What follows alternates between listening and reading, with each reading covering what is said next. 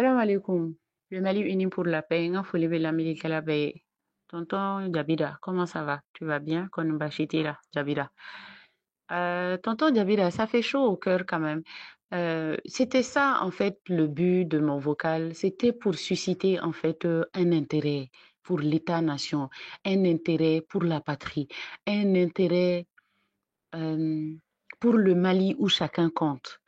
Euh, Quand j'entends mon père dire et demander est-ce qu'il est trop tard, non, il est jamais tard pour mieux faire. Non, il est jamais tard.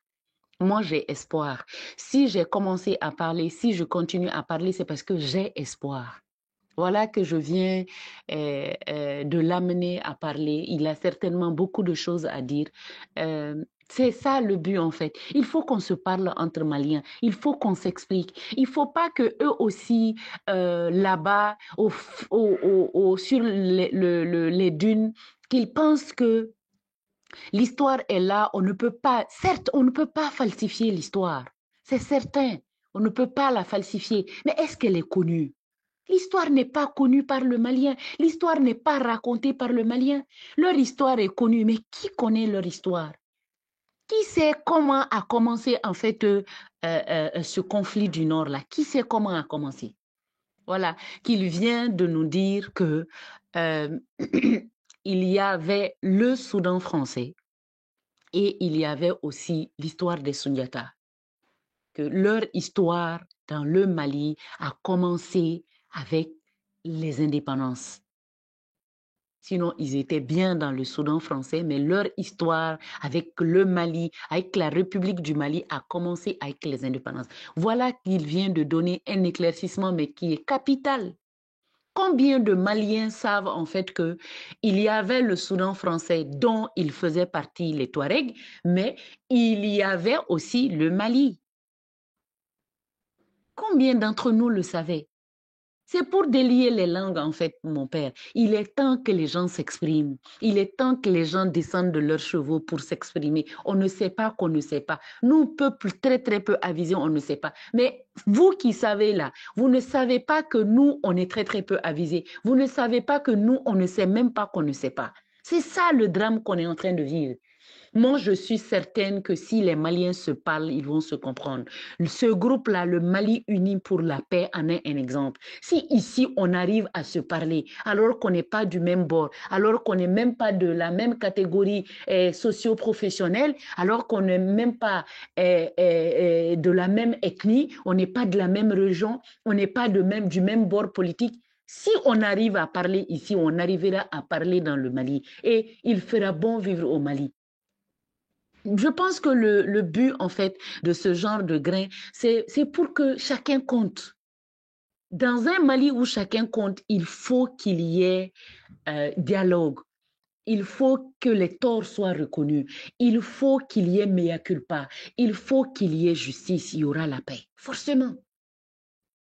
On est des fils, en fait, du même papa. euh, les autres parties du Mali. Kidal est autre chose. J'ai l'habitude de dire en fait que Kidal est l'épouse de l'État Mali, mais qui est venue avec ses enfants. Donc l'État Mali ne peut pas dire, moi je veux mon épouse, je ne veux pas de ses enfants qu'elle a eu d'un autre mariage. C'est impossible. Tu ne peux pas vouloir une femme et ne pas vouloir ses enfants. C'est que tu n'aimes pas la femme. Parce que muso be sayrom na, muso dembe sayrom na be say, comme on le dit en Bamana. Donc, je voudrais que mon père euh, comprenne que je suis vraiment touchée d'avoir pu le faire parler. Et j'attends aussi d'autres réactions. J'attends plein de réactions, pas seulement des Touaregs, mais de toutes les communautés du Nord. Pas seulement des communautés du Nord, mais de tout le Mali. Il faut qu'on s'intéresse à la chose publique. La valeur commune, là, c'est l'État-nation. C'est notre valeur commune. On a des valeurs et principes selon la région, selon le clan, voilà, selon l'ethnie, mais la valeur commune, c'est l'État-nation, c'est le Mali. Mais papa peut épouser une femme qui vient avec ses enfants et ses enfants peuvent être les vrais enfants de papa, les vrais enfants de cœur de papa, les vrais enfants de cœur de la famille qui vont aimer même la famille plus que les enfants même que maman a eu dans cette famille-là. Les enfants que l'épouse Kidal de l'État Mali, l'État-nation Mali a eu, c'est des enfants issus du métissage. Ataï disait l'autre jour que même ceux issus en fait du métissage ne s'expriment pas sur leur sort.